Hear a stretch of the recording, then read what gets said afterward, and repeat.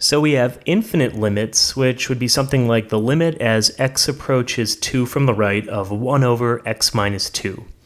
And if we look at a graph of 1 over x minus 2, we see that as we approach 2 from the right, it seems as though the function is going off to positive infinity. And then we have limits at infinity. That would be something like the limit as x approaches infinity of 2x over x plus 1. And here's a graph of 2x over x plus 1, and we see that we have, as we approach positive infinity, we have the function approaching 2. And so we've looked at infinite limits and limits at infinity, but what about infinite limits at infinity? Well, let's start by looking at the possibilities. We could have the limit as x approaches infinity of the function equaling positive infinity, or we can have it equaling negative infinity. But we can also look at the limit as x approaches negative infinity, and that can also be positive infinity or negative infinity. So how about some examples?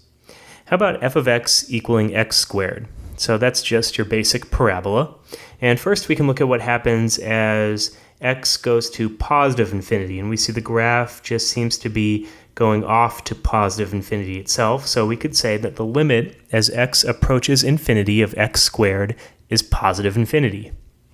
What about as x approaches negative infinity? Well, again, if we look at the graph, we see that as we go off to negative infinity, it seems as though the function, again, is approaching positive infinity. So we could say the limit as x approaches negative infinity of x squared is also positive infinity. How about if we looked at f of x equaling x cubed? So again, here's a graph. And if we look at x approaching positive infinity, we see that the function itself is approaching positive infinity. So we could say the limit as x approaches infinity of x cubed is positive infinity. And if we look at what happens as x approaches negative infinity, we see this time the function approaches negative infinity. So we could say that the limit as x approaches negative infinity of x cubed is negative infinity. So we just observed that the limit as x approaches infinity of x squared is positive infinity, and we saw that the limit as x approaches infinity of x cubed is positive infinity. So does that imply that the limit as x approaches infinity of x cubed minus x squared is the limit as x approaches infinity of x cubed minus the limit as x approaches infinity of x squared, which would just be infinity minus infinity, which would be 0. So the question is, does that work? Well, let's look at a graph and see if we can figure out what's happening as x approaches infinity. So this is a graph of the function x cubed minus x squared, and it definitely doesn't seem to be approaching 0. It seems to be going off to positive infinity, when in fact it is. And the problem is that we're treating infinity as just a regular number here, and you can't do that. Infinity cannot be treated just like a regular number. In fact, the limit law that says that you have two limits, or if we have the limit of a difference and we turn that into two limits, you can only do that if each of these individual limits, the limit of x cubed here and the limit of x squared, if each of those exist. But saying that the limit is infinity means that it doesn't exist, and so this law doesn't apply. So here's a better approach. Take the limit as x approaches infinity of x cubed minus x squared and factor out the x squared. And then think about each of these terms individually. We know that as x approaches infinity, x squared approaches infinity. And as x approaches infinity, x minus 1 approaches infinity. And since both of these things multiplied together are getting bigger and bigger, we know that the graph overall is approaching positive infinity. And so the moral here is be extra careful when dealing with infinities. Now let's look at some terminology. Again, we'll look at f of x equaling x cubed, and so here's the graph.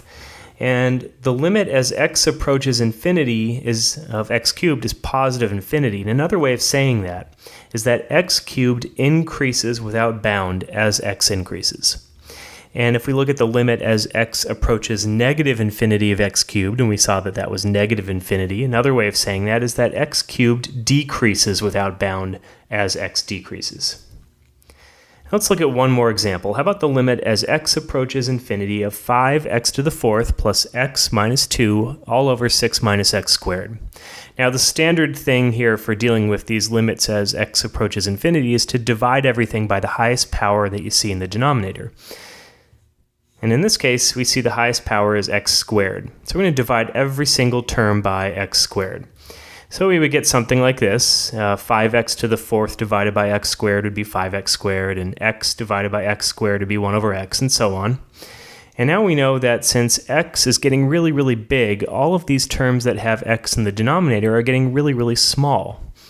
So we can get rid of this 1 over x, this 2 over x squared, and this 6 over x squared. Those things are going to disappear as x goes to infinity. And what's happening to the numerator? Well, the numerator here is approaching infinity because 5x squared, as x gets really, really big, is getting really, really big itself. And this thing down here is approaching negative 1. So overall, we can say that this is approaching negative infinity. Here's a graph of this function.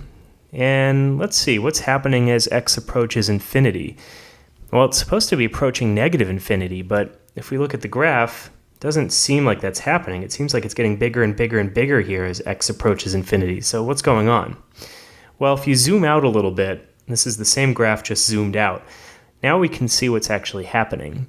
We can see that as x is getting bigger, we do in fact seem to be going down to negative infinity here. So when you're graphing a function, you always have to make sure you choose the appropriate window. Maybe try zooming out or zooming in and trying to really see what's going on. You have to be very careful when you just arbitrarily take a graph and pick a window. In this case, we knew what to expect. The graph didn't make sense, so we tried zooming out and then we saw the proper answer.